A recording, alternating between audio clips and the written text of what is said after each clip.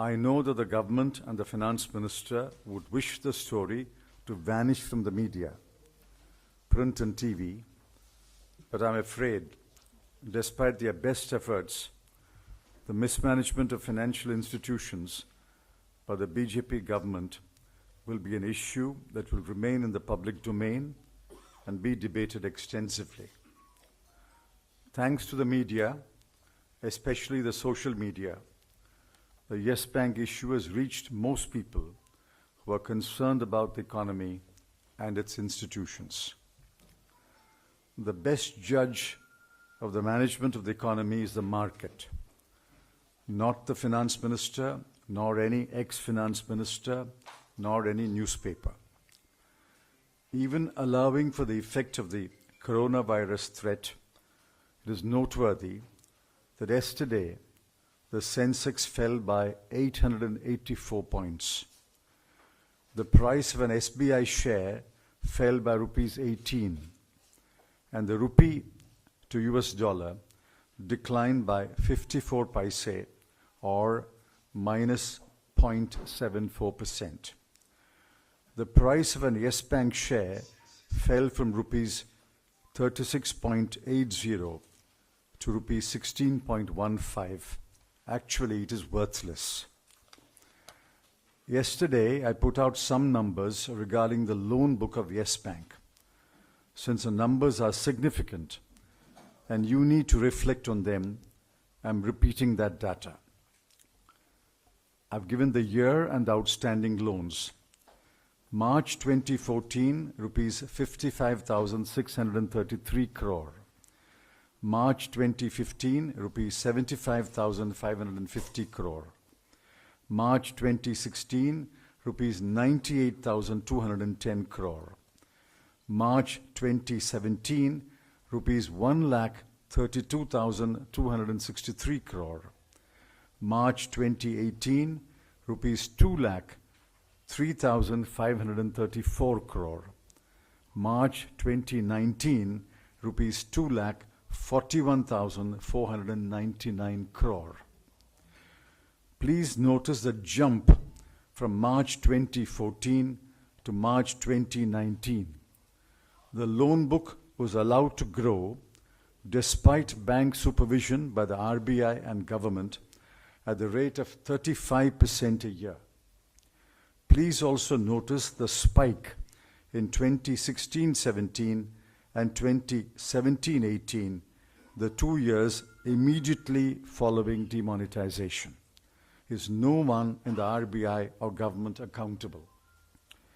Which committee or who authorized the grant of new loans after March 2014? Were not the RBI and government aware that Yes Bank was on a loan-giving spree? It was not banking, but buccaneering. Did no one in the RBI and the government read the balance sheet of the bank at the end of every year? Why did nothing change after the CEO was replaced and a new CEO appointed in January 2019? Why did nothing change after a former deputy governor of the RBI was appointed to the board of Yes Bank in May 2019?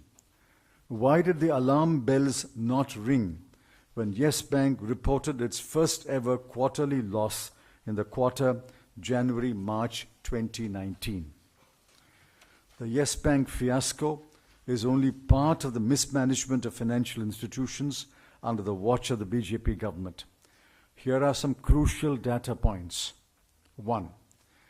As of December 2019, the total impaired assets of the banking sector stood at rupees 16,88,600 crore, or 15.7% of the total advances.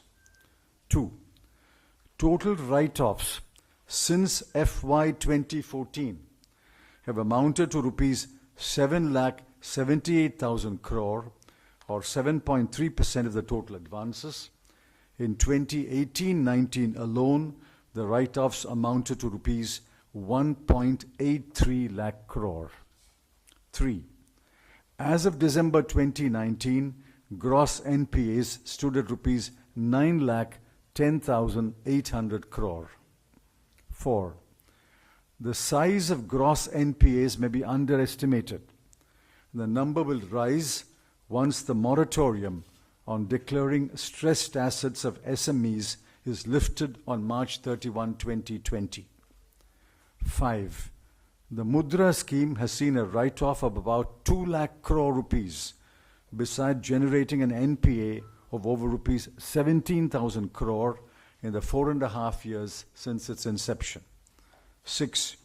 According to the FM's answer to a question in Parliament, the amount involved in frauds in banks and select financial institutions increased from rupees 10,171 crore in 2013-14 to rupees 1,43,068 crore in the first 3 quarters of 2019-20.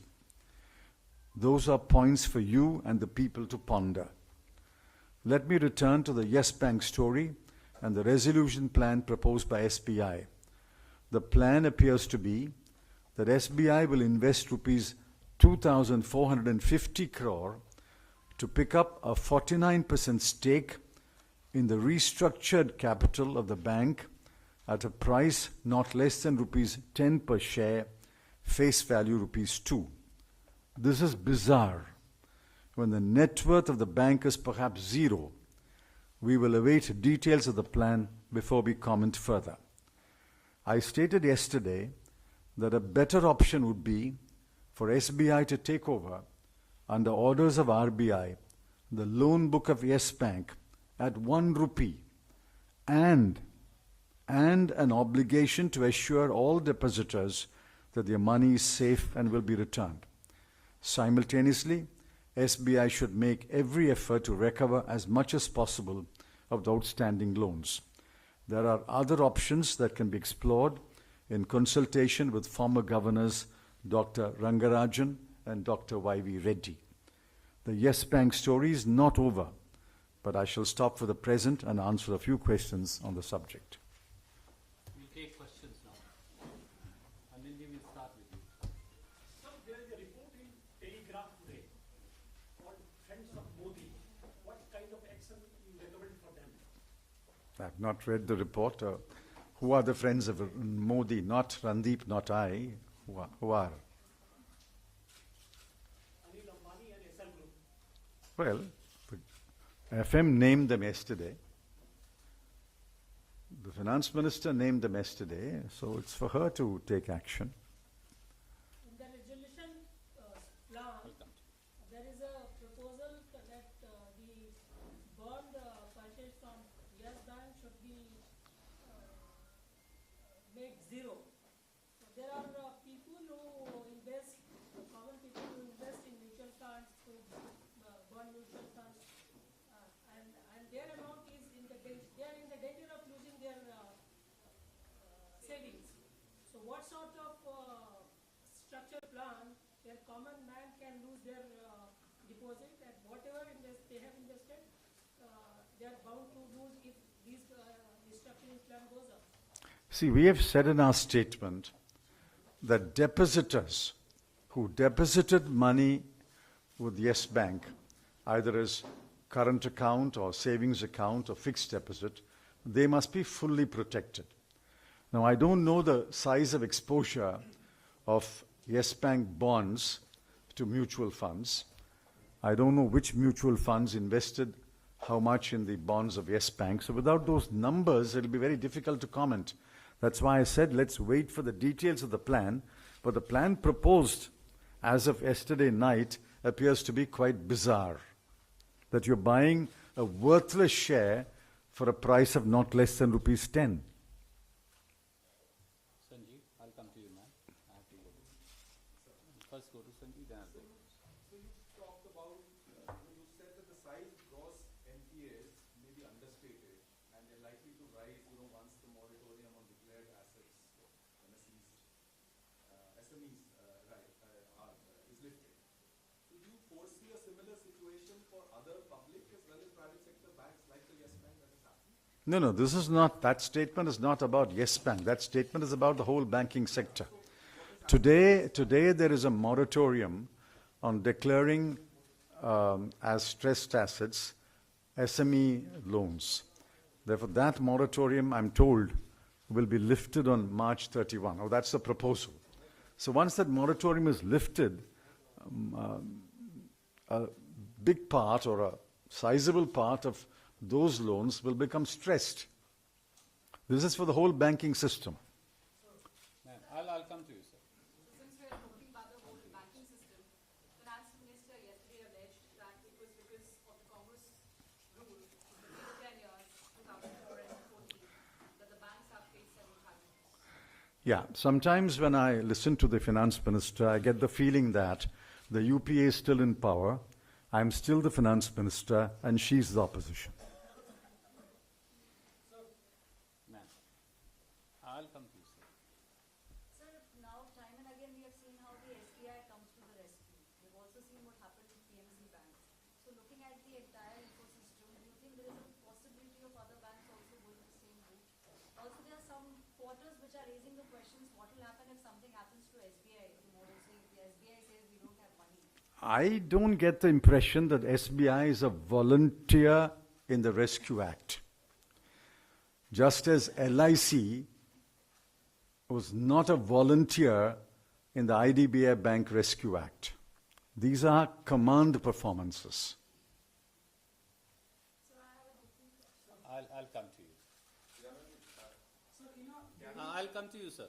I'll go to you and then I'll go to Supriya after that. जो private banks हैं उनका yearly audit नहीं करती है या time to time check नहीं करती है, क्या आरबीआई को पहले से पता नहीं होगा कि क्या सिचुएशन चल रही है?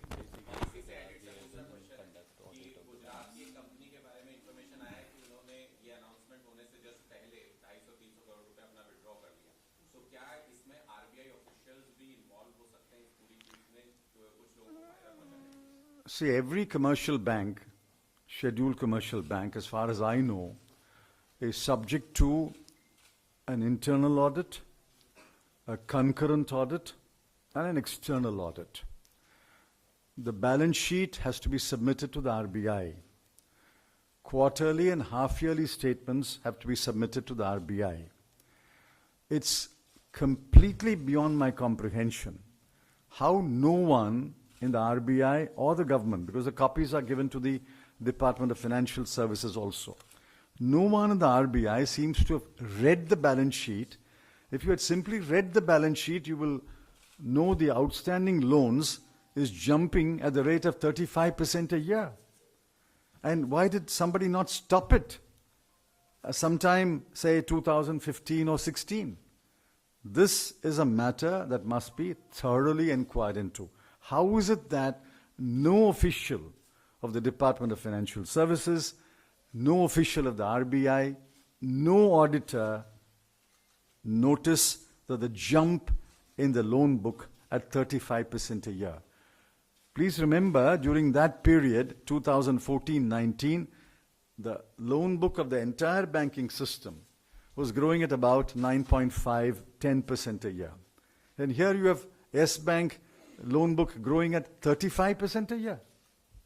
The second part of it, कुछ selective companies ने withdraw कर लिया हमको कि Some companies withdrew the money from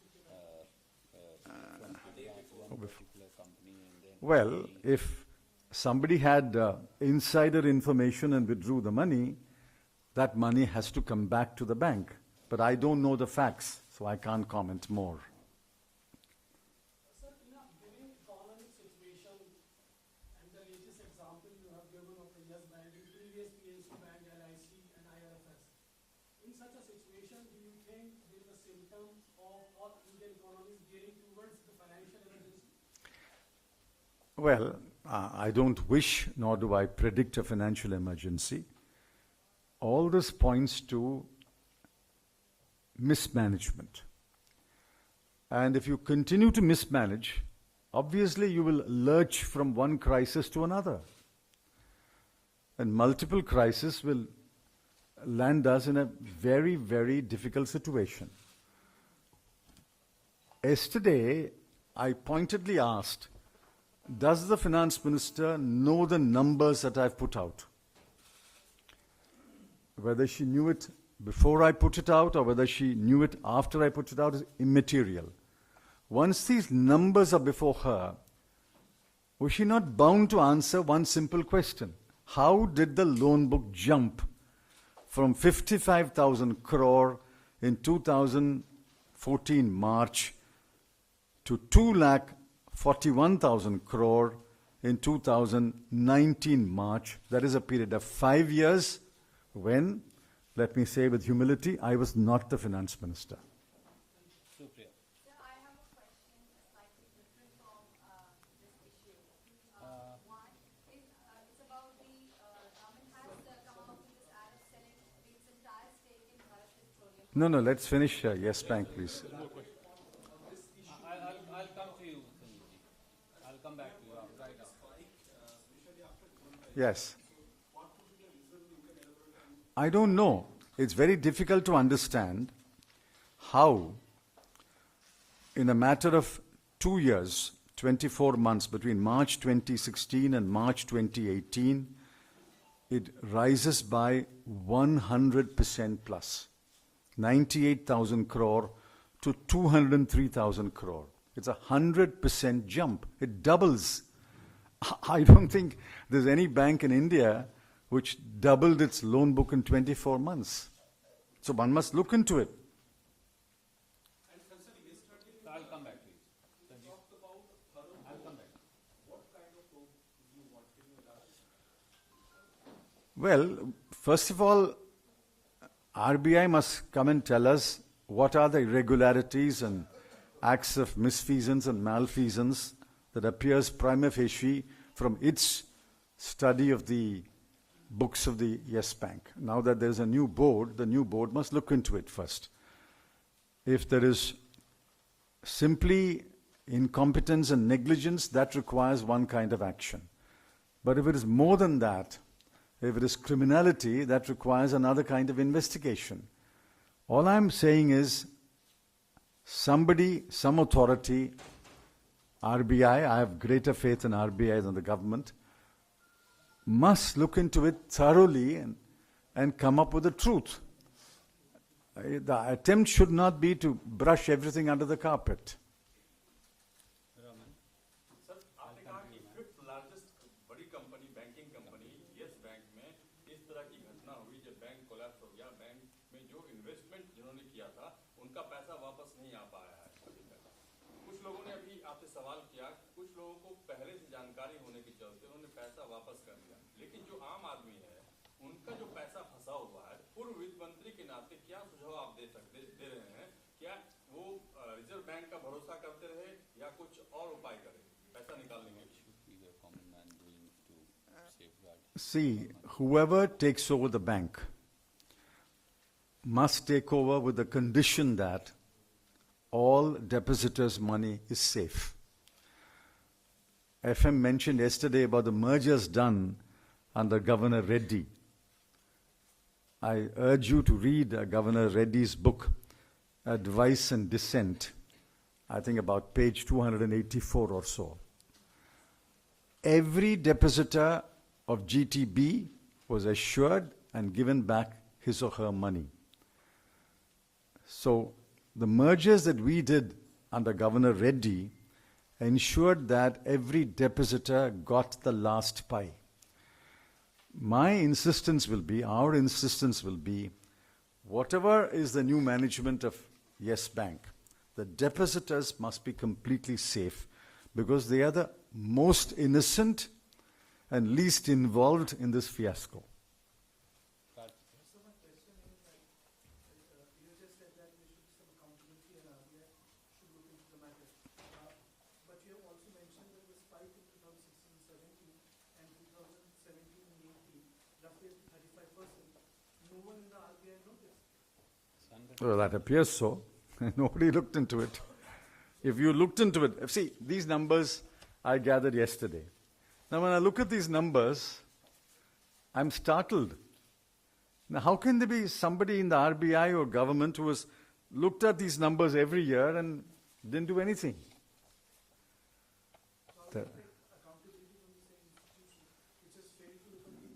No, I didn't say they will fix accountability. I said is no one in the RBI or government accountable. Accountability has to be fixed.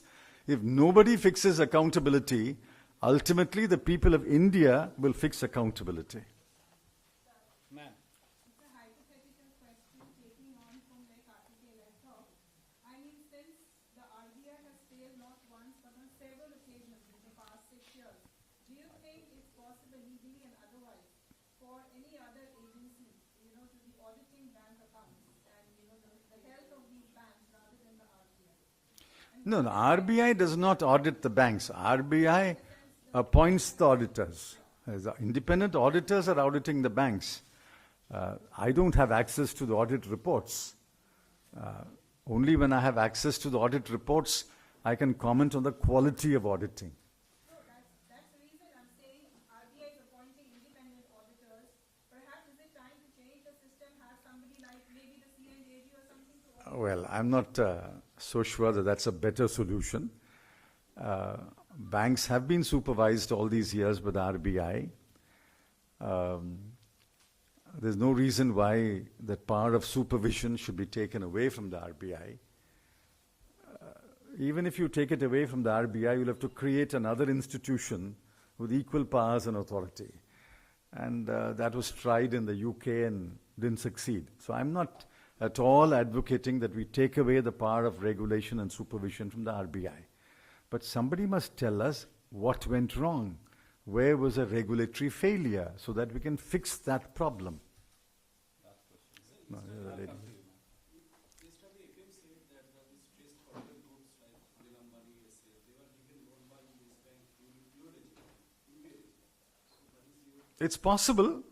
It's possible that some of them got credit under the UPA government, but she should have also said whether they got credit after 2014 also. That she didn't say. And mind you, when we left office, the loan book was only 55,633 crore.